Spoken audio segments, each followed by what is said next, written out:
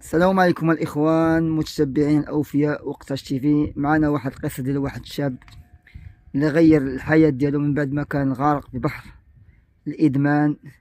دابا الان نسمعوا تفاصيل من الاخ ديالنا انس. السلام عليكم ورحمه الله.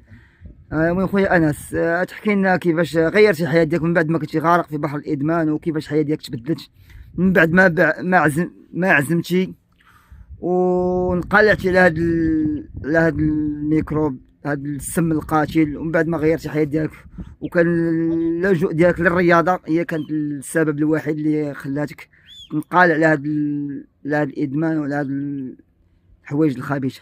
خويا بغينا توصل واحد الرساله للشباب والمشاهدين. مرحبا خويا، كيفاش كنت داخل في هذا الشيء ديال البليه؟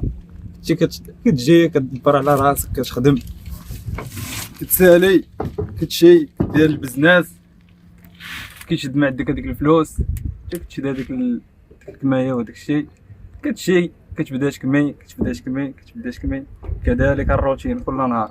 شفنا هادشي ما خدام، جرونا واحد الدراري الله يرحمهم من الوالدين، دخلونا بقينا كنترينيو معاهم، عجبنا الحال، بقينا غاديين بحال هكاك.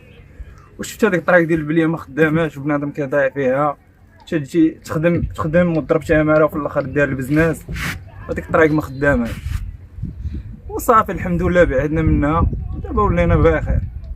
خويا انس، باش تنصح الشباب، يعني دابا تدزتي مع التجربه، شنو يعني الرساله اللي كتوصل للشباب اللي باقي مساكن في هذه الاحوال وباقي مساكن غارق في هذا البحر ديال الادمان؟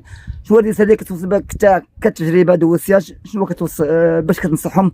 وشنو الحوايج اللي يمكن لهم يعني يديروها باش يبعدوا من هذه المصيبه هذه؟ هذيك الطريق ما خداماش بالنسبه للدراري دابا، هذا الجيل هذا ما خدامه لهمش هذه البليه هذه، وهي الدمار، وبنادم غير كيخش لصحته، وبزاف ديال الحوايج ما خداماش، وبنادم يتهلا في راسو ويتريني وعايش في الحياه، تتبدل الحياه بزاف ويولي يشوف راسو مزيان احسن من الاول. هادشي اللي كاين. دابا انت باش كتحس راسك نفسيا دابا كيولي كيف الحاجه ديالك تغيرت من بعد ما كنتي طا، ودابا كيوليتي دابا تبدلت 100%.